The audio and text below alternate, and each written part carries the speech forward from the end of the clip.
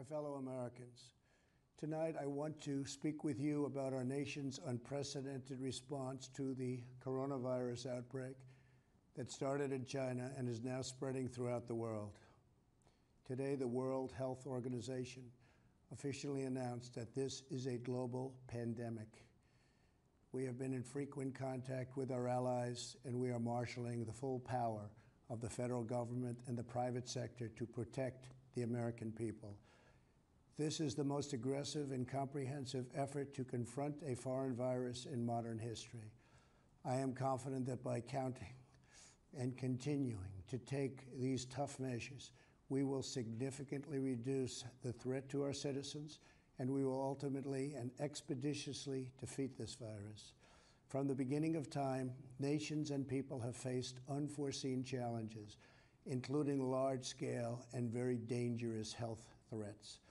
This is the way it always was and always will be. It only matters how you respond, and we are responding with great speed and professionalism. Our team is the best anywhere in the world. At the very start of the outbreak, we instituted sweeping travel restrictions on China and put in place the first federally mandated quarantine in over 50 years. We declared a public health emergency and issued the highest level of travel warning on other countries as the virus spread its horrible infection.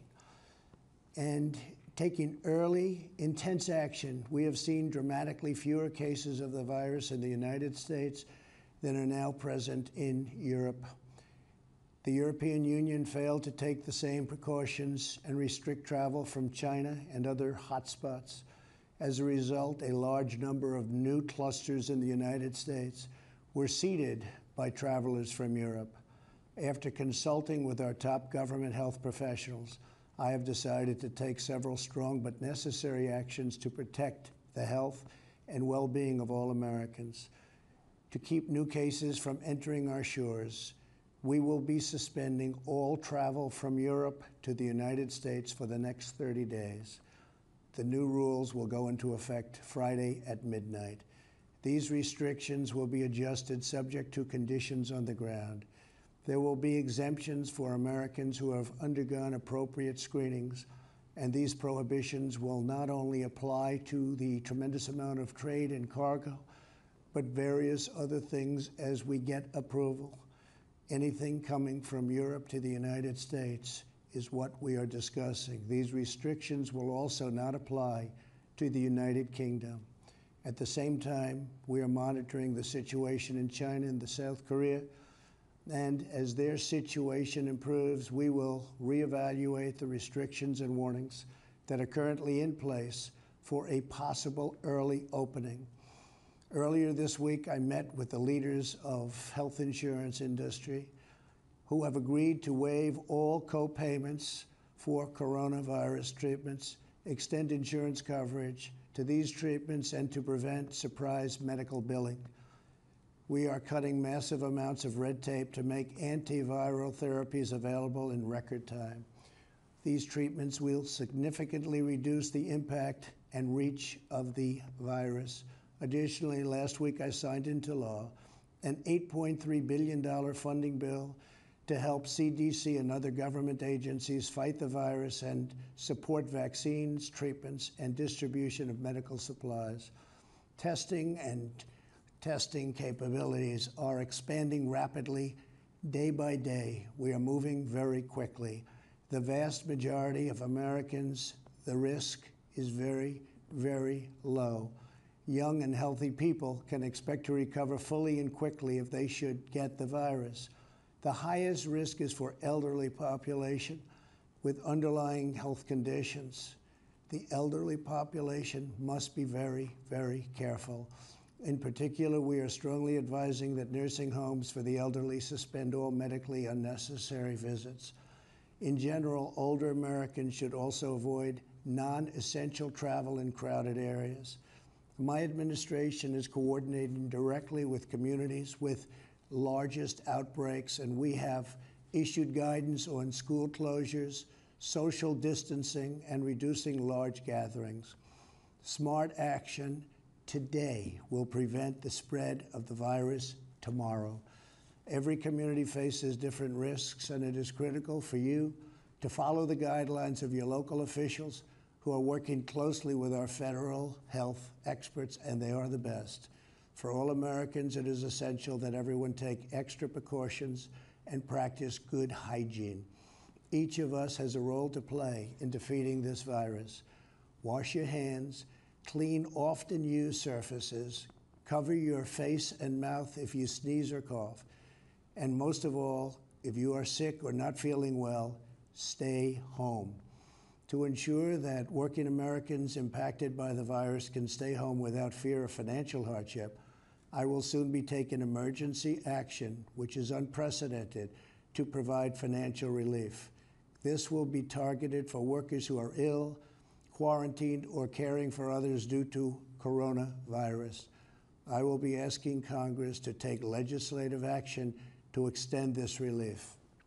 Because of the economic policies that we have put into place over the last 3 years, we have the greatest economy anywhere in the world by far.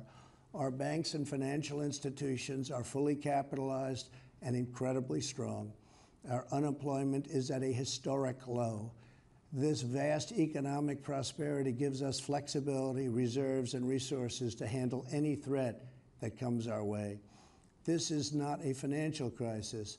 This is just a temporary moment of time that we will overcome together as a nation and as a world. However, to provide extra support for American workers, families, and businesses, tonight I am announcing the following additional actions. I am instructing the Small Business Administration to exercise available authority to provide capital and liquidity to firms affected by the coronavirus. Effective immediately, the SBA will begin providing economic loans in affected states and territories. These low-interest loans will help small businesses overcome temporary economic disruptions caused by the virus. To this end, I am asking Congress to increase funding for this program by an additional $50 billion. Using emergency authority, I will be instructing the Treasury Department to defer tax payments without interest or penalties for certain individuals and businesses negatively impacted. This action will provide more than $200 billion of additional liquidity to the economy.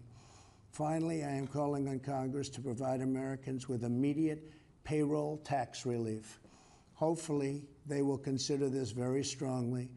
We are at a critical time in the fight against the virus. We made a life-saving move with early action on China. Now we must take the same action with Europe. We will not delay. I will never hesitate to take any necessary steps to protect the lives, health, and safety of the American people. I will always put the well-being of America first. If we are vigilant and we can reduce the chance of infection, which we will significantly impede the transmission of the virus.